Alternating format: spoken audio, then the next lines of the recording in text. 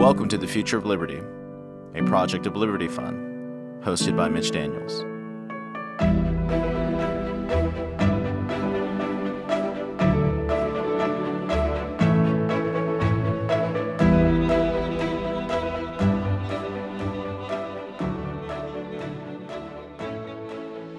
Greetings and welcome to the latest edition of Liberty Fund's podcast, Future of Liberty. Every one of these has been a treat, but none greater than today.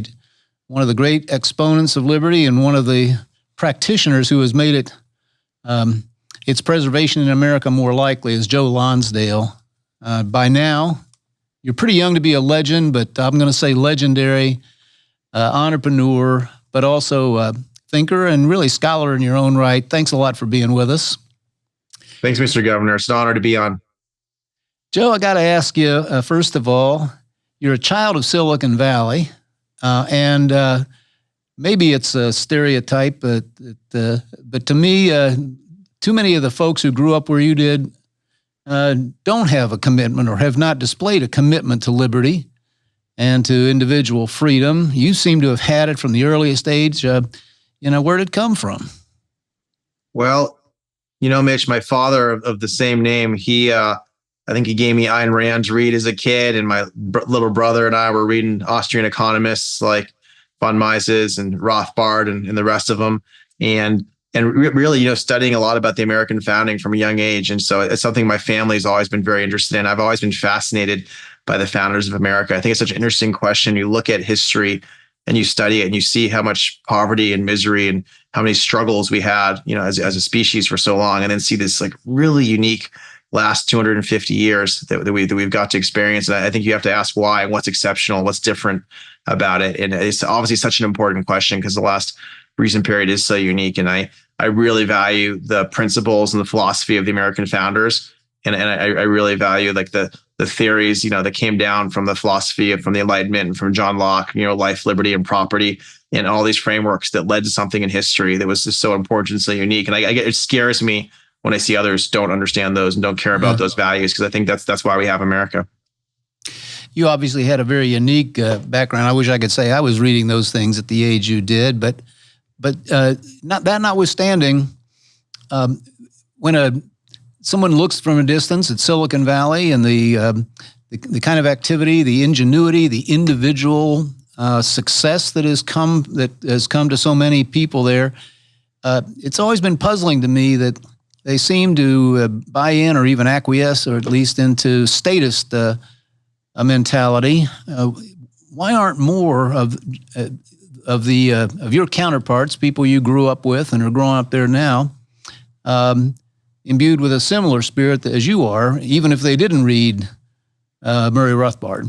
Mitch, they didn't grow up with it, but I have some good news for you. I'm on a chat I was just perusing right before I came on here, actually, and with guys like Mark Andreessen and, the Winklevoss twins and all sorts of others. And a lot of people the last decade have seen the U.S. regulatory apparatus become weaponized, go after our companies, get in the way. And it's interesting, the software world for the last couple generations really existed outside, for the most part, of a lot of the regulatory apparatus. Like it was such a new area that it wasn't already captured, and most of the things that get captured and the government harasses is because the big companies that already exist kind of try to use the government to harass new small companies.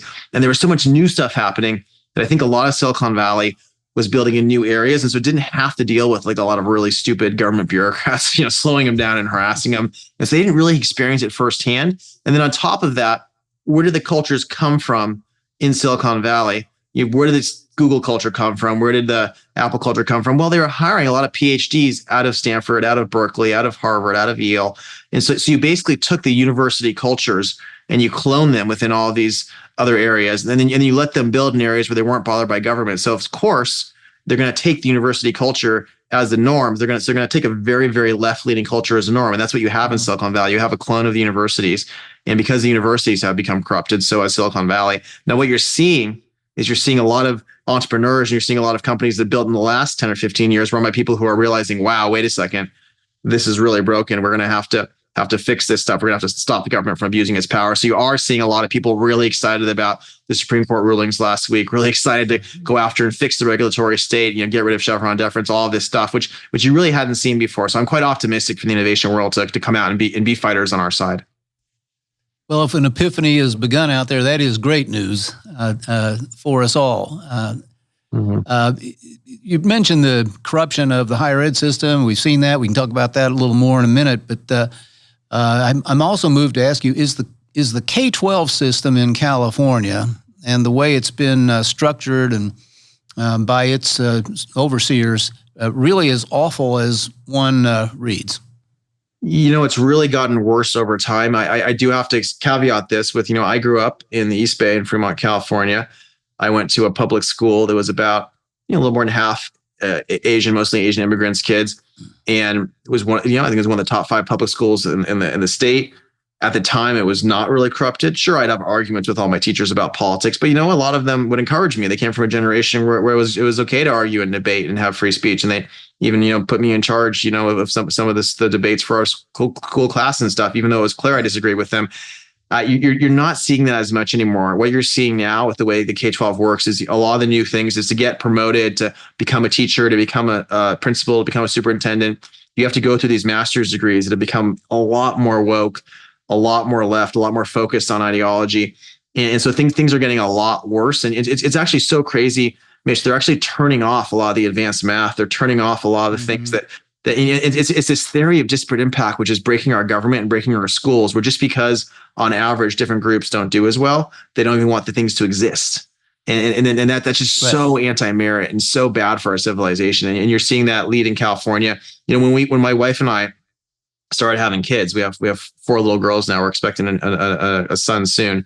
When we started having kids, we decided to leave in part because the schools, both the public schools and the private schools, had been so conquered by just crazy ideological forces that we thought, we really don't want to expose our kids to that nonsense anymore.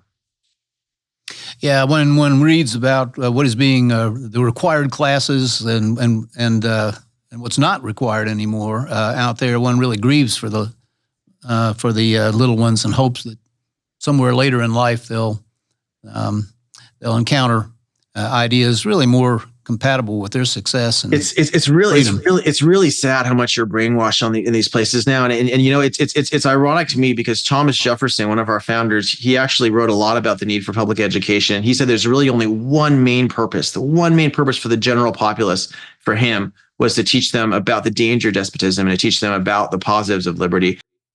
Speaking to you from the home of the first universal school choice system in the country, I can only tell you that it does begin to make a difference. There are some great people who have done some great work. That's fair. As does the awakening of a lot of parents, particularly post-COVID, to the need to go have a look at what their kids are being taught. Exactly. I want to ask you about Palantir. The world first heard of Joe Lonsdale as one of the co-founders of this company. At an incredibly early age,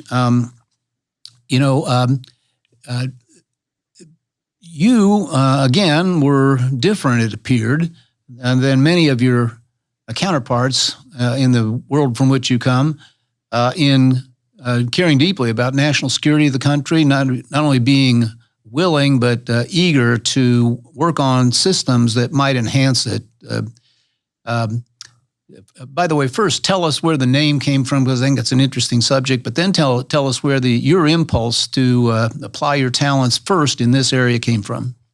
Well, the name, of course, is from Lord of the Rings. There's this group of elves from the uttermost west that want to help the humans secure the realms against the bad guys, and it's very interesting in the story because basically they build these Palantir seeing crystals, the Palantir, and they actually are useful and they stop the bad guys. They see what's going on. They stop all the invasions. It's a really helpful thing. And then 2,000 years later, the story checks it again, and the bad guys have gotten in control of one of these, and he's using it for nefarious ends. And so we thought that was a really interesting warning to build into the name. We thought after 9/11, seeing what's going on in our world, we can go deeper into Islamic extremism and fundamentalism and the threat that it poses. And we thought in order to stop attacks, in order to get the bad guys, we needed to strengthen American intelligence and do this. And we did prevent lots of attacks. But building this type of thing for government's very scary. As a pro-liberty guy, you want to make sure you're watching the watchers. You want to make sure you're you're extremely careful. It's not just our government. We have lots of allies who use it too. There's over 40 countries using it, and some of those countries are important allies at helping stop the bad guys, but it's really scary what they could do with it otherwise. And so you want to kind of build in these audit trails and be careful. And there's a double-edged sword here. You know that we think we thought a lot about it. It was worth building. We were passionate about doing it. And I think we were right to do it and proud of having created the company. But we did realize we're also creating something and dealing with something quite dangerous.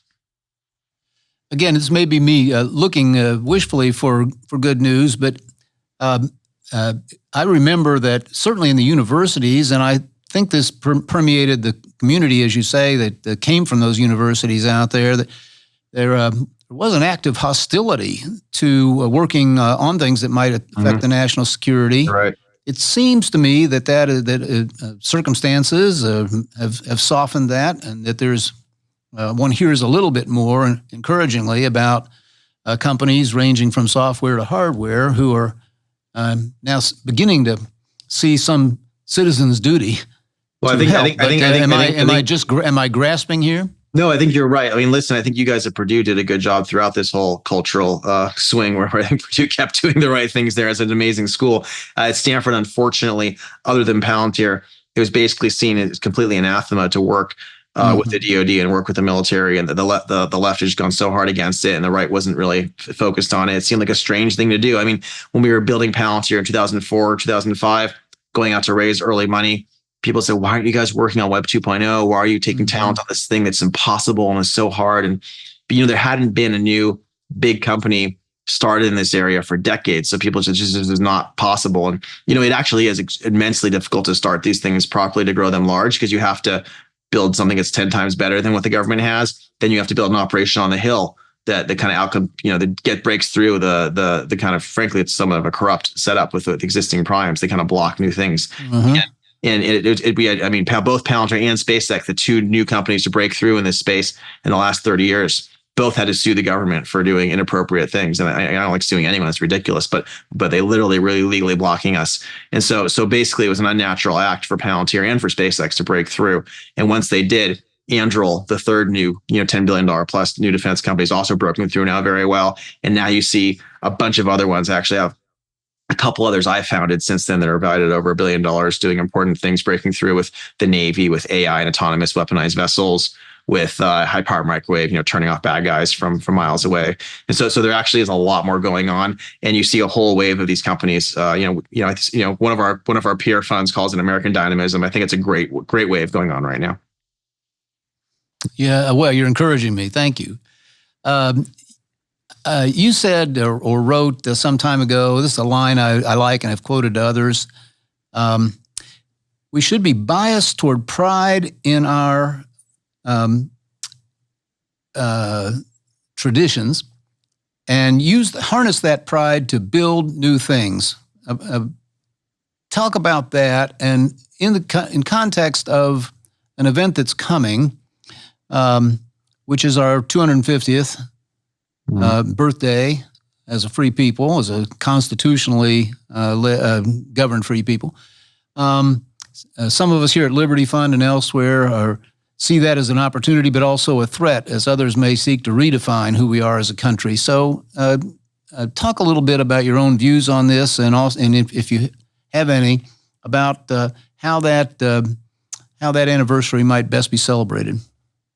Well, I hope it's celebrated, Mitch, in a rebirth of liberty. I think we have everything set up to do so if things swing the right way here. So, for me, there's really two things that I'm focused on overall at a high level. It's building things. It's building, whether it's for-profit or nonprofit institutions. We have to rebuild a lot of new institutions in our society because a lot of the old ones have been broken down and frankly conquered by forces that are going to be too hard to dislodge.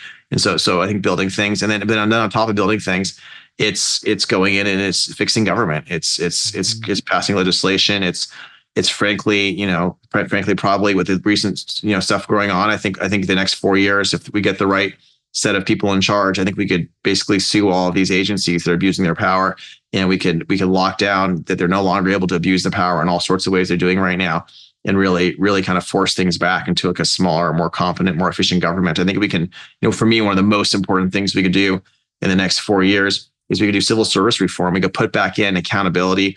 we could basically start eliminating, like, if you look at the jobs created the last 3 or 4 years, a lot of them are in government. It's a lot of unaccountable nonsense. It's a lot of wasteful spend. It's really dangerous for our country. I think we can get growth back up by shrinking the regulatory state, shrinking unaccountable, wasteful jobs, and really have a rebirth of liberty in this country. Another of your innovations that's been a great delight to many of us and that we're watching with tremendous anticipation is your answer to that largely corrupted higher ed system that you mentioned, and that's the University of Austin.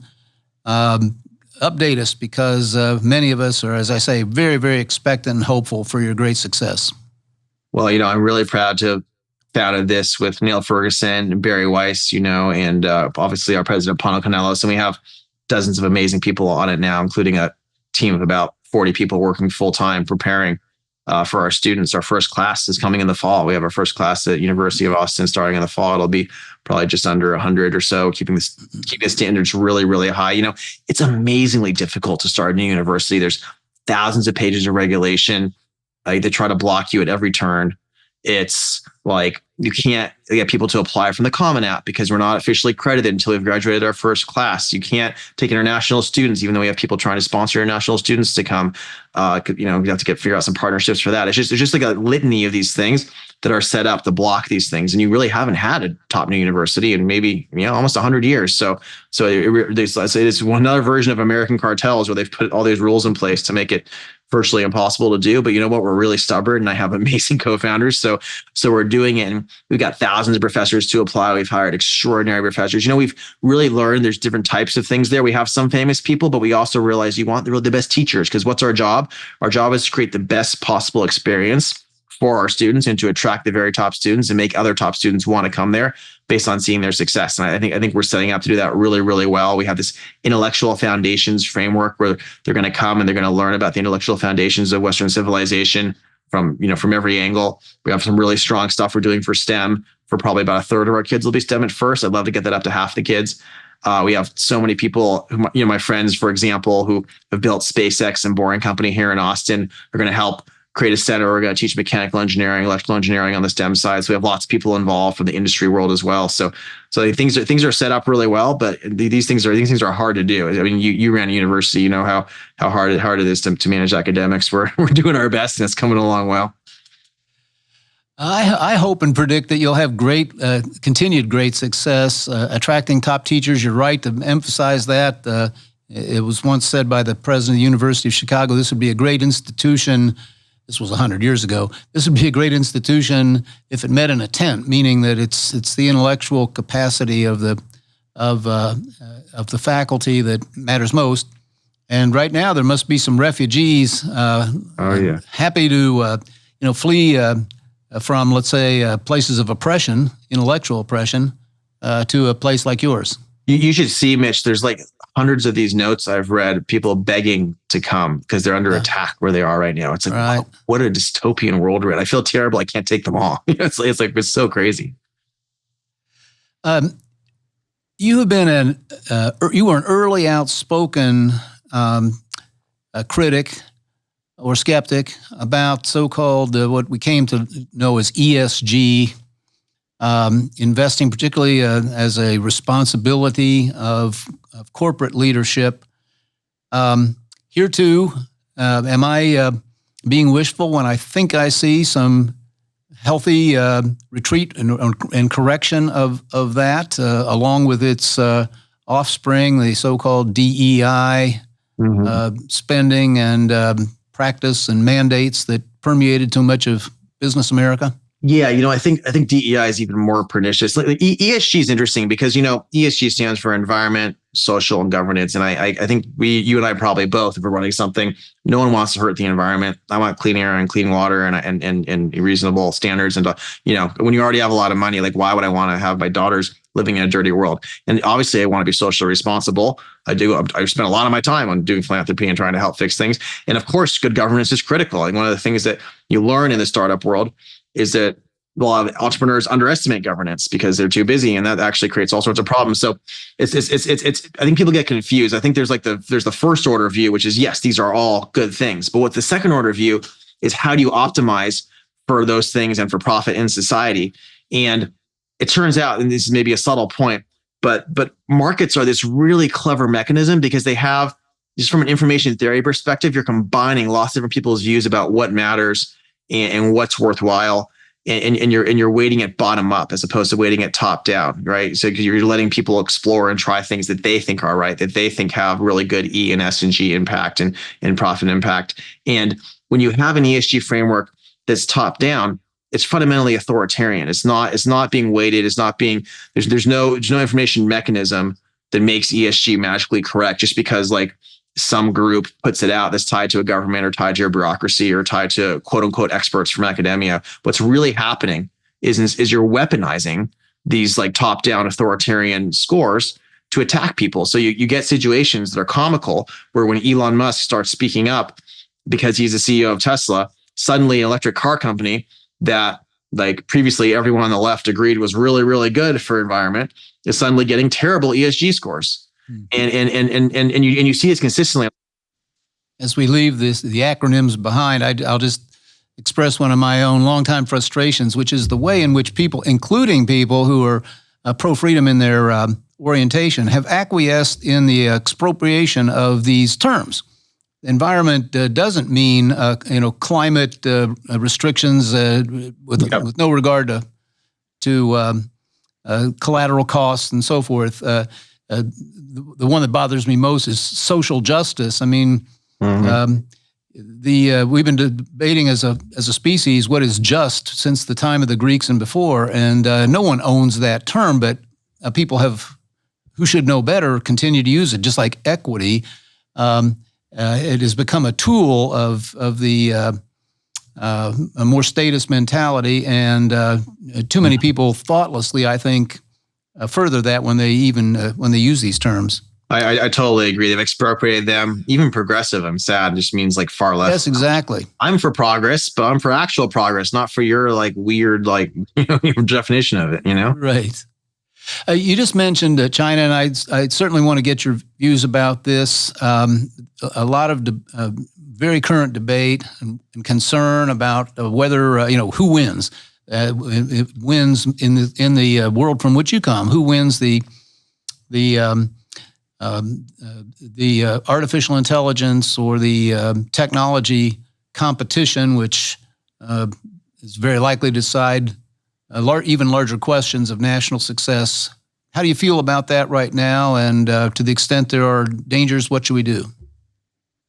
Well, China is definitely a geopolitical rival. It's definitely acting in all sorts of terrible ways. I think, you might have heard, I had a good friend I'd back there. 2010, 2011, we kind of thought China was going to become more free. I'm guilty of being naive about that. And I, along with many others, was trying to do things there because there is just extraordinary talent. There's extraordinary talent amongst Chinese people. I think even though China has this extraordinary talent base, and even though they were forcing a lot of their top tech people to work in defense, they at the very least have really slowed down their tech sector with these kind of internal dissensions and fights and killings the last few years. That said, I mean, they are a serious adversary. They have a lot more top engineers than we do these days. They actually do innovate in ways that, if you asked me 20 years ago, I'd be telling you all sorts of examples of how they only copy stuff. But there are lots of new things we're seeing from them that are innovative. Yeah. And I mean, listen, you see innovative Chinese people here. Of course, they can innovate over in China. And so, I think their society is very unstable. It has huge challenges with debt, has huge challenges with demographics, has probably huge lack of internal support, even though people try to hide it. They pretend that they're all for the government. I think a lot of them are not at all, but they just can't say it. Right. I hear and read about the damage they have done to their once very promising entrepreneurial sector. And yet, as Stalin said about tanks, quantity has a quality all its own, and they are producing extraordinary numbers of well-trained, talented people, and they have, of course, the ability to enlist or coerce these people into state or apply them to state purposes. Let me ask you about immigration. It's a hot topic for multiple reasons here in the country, particularly after the experience of the last few years. It cross-hatches with the subject we just discussed. I mean, I can tell you, having spent 10 years at a school that has had countless Asian and Chinese students in particular that they are enormously valuable in many ways, but there also is increasingly a risk and constant attempts to abuse the opportunity to come to America.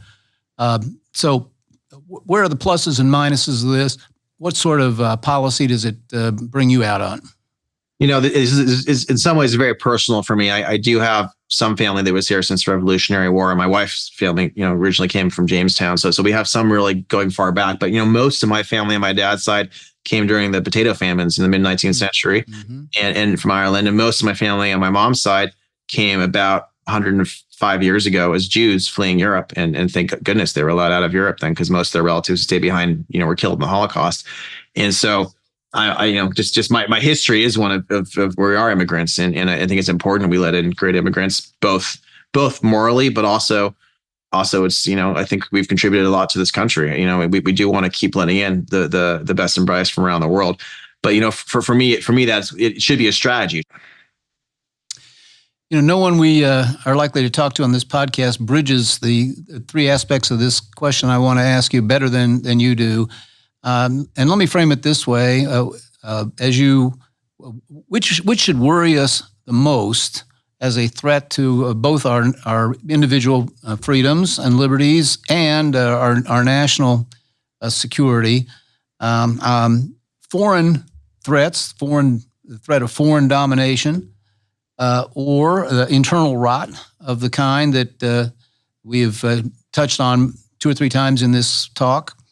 Or what I'll call runaway technology. There are those who, even many of those who, like you, are pioneers and leaders here, who do worry that we will lose control of the fantastic machinery that we build. Which of those should trouble us the most and least? So, Mitch, America, with our talent and our wealth and our spirit, is the most exceptional country in the world. And if we could keep our country functional, if we could stop the national rot, if we could stop the anti-meritocratic stuff, if we could stop the crazy new woke religion, social justice fundamentalists, whatever you want to call this crazy thing going on, then America is going to be a successful, wealthy, prosperous place where everyone in America prospers. Like, if we can keep it competent and functional. So number one for me is all the other problems go away if America remains a great nation.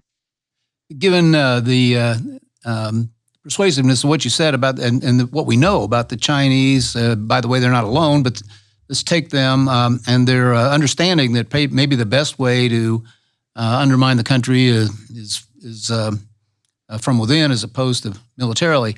Where do you come out on TikTok? Some people define that as a free speech, freedom issue. On the other hand, many, and I'm one, worry that this is a more powerful tool for misleading Americans about themselves, really, and separating us from each other than any other they have. What did you think? I feel very strongly, and I was very involved in fighting against China and TikTok. The CCP has invested a huge amount of effort in what is effectively, a propaganda tool with AI that is helping spread terrible things to 100 million Americans. And it's completely insane to me to give asymmetric access to an adversary. I think a lot of people who are not involved in the DoD world, not involved in defense, don't understand how China is pursuing to have this like long-term battle with our civilization, or just completely naive about this. I think China is very thoughtfully using that to try to spread. They try to spread things from the far left. They try to spread things that are anti-American. They try to spread things that are divisive.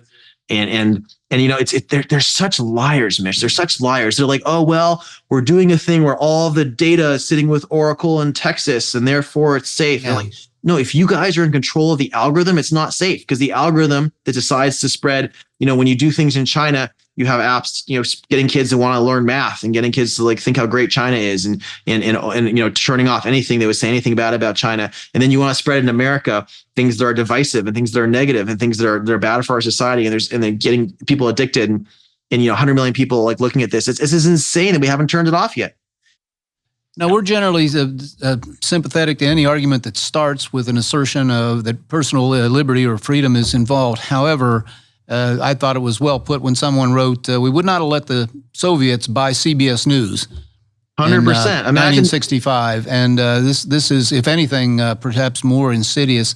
We're going to have to let you go, I know, soon, Joe, but I've got to ask you, because it was so many things you say are provocative and interesting, but our audience might like to know about your interest and the lessons you draw from the life of Cyrus the Great, as Xenophon recorded that life. What did it have to say to you? Yeah, you know where this comes from. So I have a Substack where I write a lot of pieces and enjoy it. And I was fascinated to be talking to some Persian friends maybe a year ago, and what I've come to realize is that even though the Iranian government, I think, is obviously extremely corrupt, totalitarian, scary forces, a lot of the Iranian people are actually not anti-American, and frankly not anti-Jewish either, which was really surprising to find out. You had a lot of people who are fans of Jews, and Cyrus, of course, in his life, I don't even mention it there, but was famous for helping bring in a lot of top Jews and learning about being a better merchant and wealth, for his society from them. And just his life in general was so extraordinary, with so much wisdom about how to be a great leader. And the Xenophon is one of the really famous kind of writers from ancient Greece, I think, worked with his son and heard all the stories about it, and then ended up writing this piece. And what's really neat, Mitch, is this piece became a way to teach young princes about how to be a great leader and how to hold back your anger, how to hold back your desires, how to have discipline, how to think from the other person's perspective, how to build allies through being kind, how to be someone people admire and want to follow, and just so many really positive lessons. And that was really how we taught about leadership in the West for a couple thousand years. And what's really interesting to me about this is you have Machiavelli come out with The Prince about 400, 500 years ago. And I think, and there was a very opposite side of the dialectic, right? I think there's lots of truths in the world, but there's truth on both extremes. And one truth is about all these good ways to be as a leader and all the wisdom. And then the Machiavelli side, in some ways, is an opposite dialectic, where it's all about trickery and abuse and bribery and how you get your way through schemes. And listen, I think you need to understand that as a leader, because there's other people doing it. And then when war, you have to sometimes do these things. But I think it's a really sad state of reality in the West that this thing that was this new side way of thinking about things became the way that a lot of people in our society think of leadership. They think of leadership as scheming. They think of leadership as playing dirty power games in the back rooms. And sure, you need to understand that. But I think it's a much better thing for society to go back to how the West for 2,000 years taught about leadership, which is the Cyrus the Great framework of just a really admirable, really wise, really cool leader. And every teenage aristocrat basically used to read this book 1,000 years ago, and it's sad that it's so lost. And so I thought it was fun to expose that to people about these kind of positive values. I know it was very fun. Closer in time, our founders, whose achievement we're about to celebrate in a couple years, I think sometimes libertarians need to remind themselves that freedom presupposed virtue, presupposed a degree of self-restraint. Well said. I hope that'll be something that we regain our footing on. We need to have young people look up to virtuous men. We don't have virtuous men necessarily in charge right now, and that's something we need to re-embrace for Western civilization if we're going to succeed. Joe, I like to end these conversations with the same question, so let me ask you. You'll be there to see it, and I won't. But the question is, in the year 2050, will America and Americans be more or less free than today? Mitch, we're working on some good anti-aging technology. I think you might make it. Just stay healthy. But this is the battle we're fighting, and the answer is that we don't know yet, and we have to actually get in the battle and we have to fight. But if I have anything to say about it, we damn well are going to be more free. And I was thinking, as I looked ahead so expectantly to today, that with my own obstinate optimism, and America history has taught me to be an optimist, I think we'll be more free. And when we are, Joe Lonsdale will be, I know, a significant reason that's the case. Thank you so much for being with us and for the great work you're doing on so many fronts every day. It's an honor, Mr. Governor. Thank you.